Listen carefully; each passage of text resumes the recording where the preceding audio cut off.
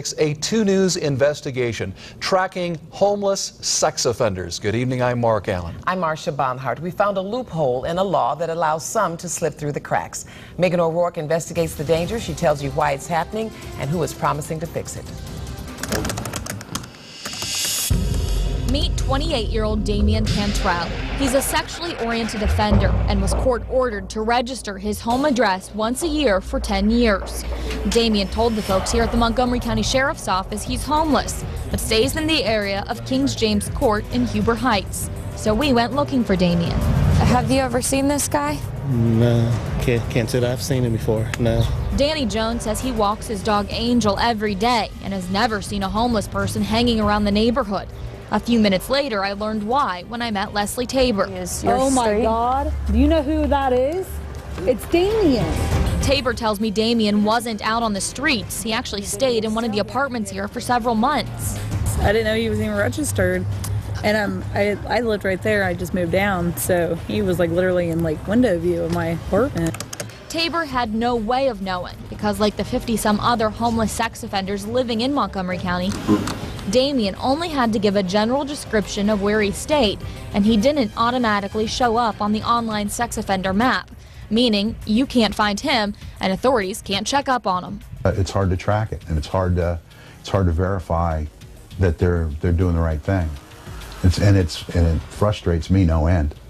I want to know where they are. Bill Taylor is a senior inspector with the U.S. Marshals Service. Let's just go look at Montgomery. In charge of the Sex Offender Investigations Branch.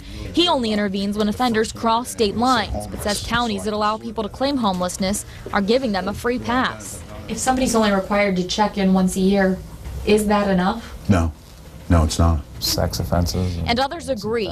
At one time, there were 6 sex offenders registered as homeless in Miami County.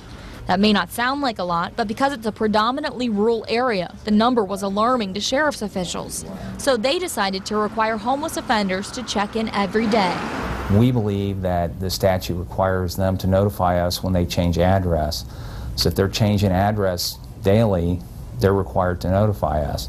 If they fail to do that, then they're in violation of the statute. Since implementing the new requirements, the number of sex offenders registering as homeless in Miami County has dropped to just 1. Chief Deputy Dave Duchek calls the strict reporting requirements effective and, in his opinion, well within the law. You know, there's some debate with the current statute if we can require them to come in daily. We believe they can, but it's not clearly spelled out in the statute. You see, it's kind of a gray area, one that's open to interpretation. Here in Montgomery County, Prosecutor Matt Heck doesn't think adding extra reporting requirements would hold up in the courtroom. Do you think you're light on sex offenders in Montgomery County? Well, of course, they don't report to my office. We prosecute if they fail to report. The police agencies and the sheriff's office are the ones they have to report to. But I think the agencies certainly follow the law. Again, I don't think they can not follow the law. I don't think they can require additional ones. And I really don't know, if you get down to it when you're really checking, if any county really makes anyone report more than they are legally obligated to report. The Montgomery County Sheriff tells me at one time his office was requiring homeless sex offenders to register every day, but prosecutors told them to stop because it was unconstitutional, a decision he doesn't agree with and wants to change. I think if they're homeless, they need to register every day. We need to know exactly where they're at and where they're staying. And if it's an inconvenience for them, do it right. Claim a residence, you know, so we can notify your neighbors that you're truly living there. Sheriff Plummer says it's a loophole in the law that needs addressed. He would like to see statewide legislation put into place that tightens the reins on offenders who register as homeless. So what I'm going to do is I'm going to check with the Attorney General and see if there's a ruling on that.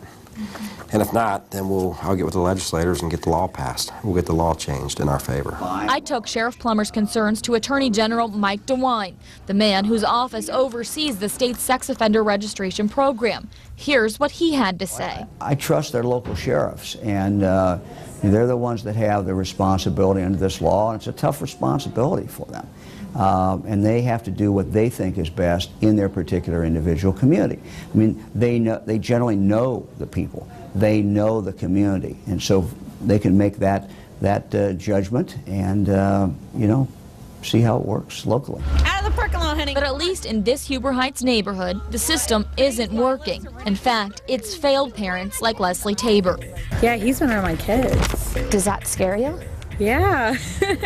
Yeah, it does. I didn't know he was a registered sex offender, though. Yeah. Tabor directed me to the townhouse where she says Damian used to stay. And I was following up on Damian Cantrell. Oh, he does not live here. I was told he may have stayed here at some point. He did for some point. This man told me Damian moved out a few months ago. Because I would love to know where he's actually staying. Oh, he's staying in Dayton.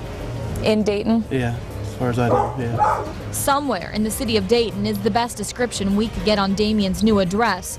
Information we passed along to Sheriff Plummer, and he promised to pursue. Well, we'll go out there and we'll talk to the neighbors. And if they're saying, yeah, he was living in that particular address, then he's lied to us. Then he'll be charged with failure to register. Now, I just checked in with Sheriff Plummer to see if there's an update on Damian Cantrell tonight. I didn't get a hold of him, but when I looked at the sex offender registry online, Cantrell is still listed as homeless. Really interesting stuff. You mentioned there Montgomery and Miami counties. Did you have a chance to check on the policies in some of the other counties? I did, and they really vary so greatly from county to county. I also called Greene County and Clark County, and officials there say they require their sex offenders to check in every week. Preble is a little different. The sheriff tells me they've never actually had anyone register as homeless, so they don't have a policy at this point.